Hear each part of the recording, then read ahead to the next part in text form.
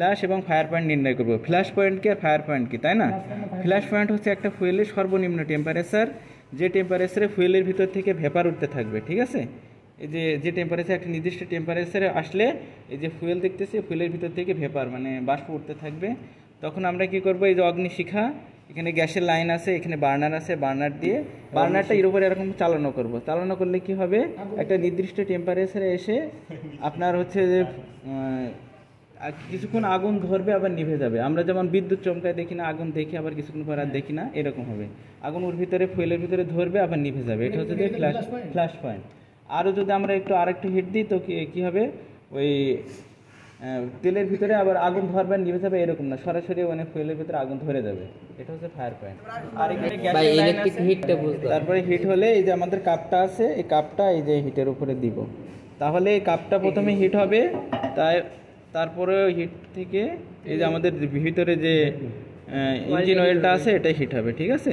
আর কত টেম্পারেচারে হিট হচ্ছে এটা আমরা দেখানোর জন্য এই যে থার্মোমিটার ইউজ করব। থার্মোমিটারে হচ্ছে যে ডিগ্রি সেলসিয়াসে আছে রিডিং, ঠিক আছে? আমরা হচ্ছে যে শুরু থেকে রিডিং লিখে শুরু করব। এখন কত আছে দেখেন, আর প্রতি ঘর 2 করে বাড়বে, ঠিক আছে? এই যে 20, এই যে 30, 40, 50, 60, এখন কত আছে বলেন তো? এই যে 20-20-এর উপরে এই যে 30-এর কাছাকাছি যাচ্ছে, ঠিক আছে? এটা হচ্ছে 10, মানে প্রতি ঘর 2 করে বাড়তেছে, বুঝছেন?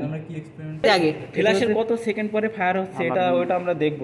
আমরা স্টপ ধরবো, আমরা কি এখানে ইউজ করছি, ইঞ্জিন অয়েল, ঠিক আছে?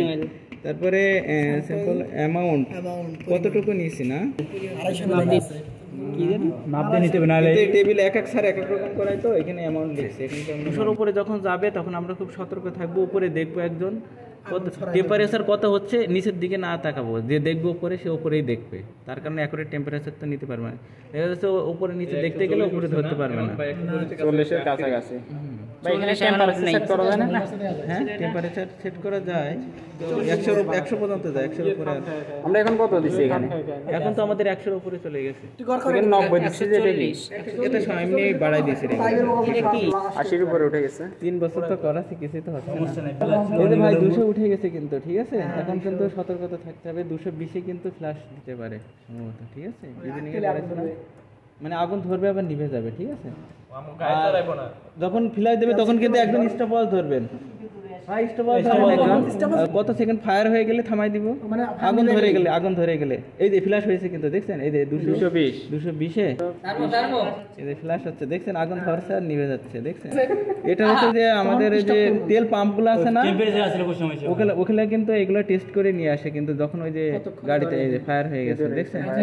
240-এ বন্ধ না হলে আবার ধরে যাবে, চুল্লিতে আগুন ফায়ার হয়ে গেছে, ঠিক আছে? তাহলে কত সেকেন্ড পরে আমরা ফায়ার পেলাম? 21 সেকেন্ড। টেম্পারেচার কত? এত বড় মোবাইলে আগুন ধরে ফ্ল্যাশ টেম্পারেচার, কারণ আমার নিয়ে যাবে, কারণ আমি গেলে বলে সাথে আমি বলতে আমি আর বাইরে। ভাইয়া একটু দেখেন তো, এই পর্যন্ত উঠছে না? হ্যাঁ 40 ডিগ্রি আসছে কেবল, 40 হয়নি, 38 40। এটাই বলে ফাস্ট পয়েন্ট। না এই ফুয়েলের ভিতরে আগুন ধরবে নিভে যাবে, এটা আগে ধরাইলেন কেন? যে কোনটা দিবেন লিকুইড, কত তাপমাত্রা? হচ্ছে যে ডিজেল আগেরবার কি এবার হয় নাই ভেপার উঠুক আগে, ভেপার উঠুক, ধরে গেছে না? এটা ফ্ল্যাশ কত? 80-তে না? 280 এর মতো এটা ফায়ার হয়ে গেছে।